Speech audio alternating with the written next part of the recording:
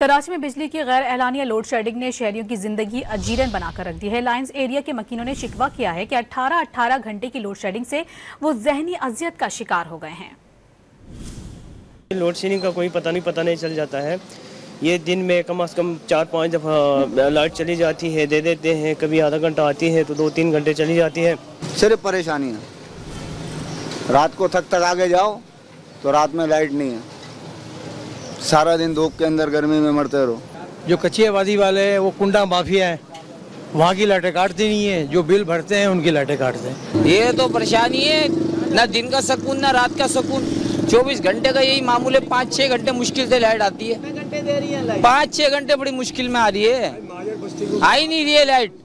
गर्मी की ऐसे लोग ऐसे बिल्कुल दिल के मरीज है, बहुत से मजबूर हैं, बाहर नहीं जा सकते। क्या कर बाहर आओ तो हवा नहीं है अल्लाह की तरफ, लेकिन लेट वालों को तो चाहिए ना यार कि लेट तो दो।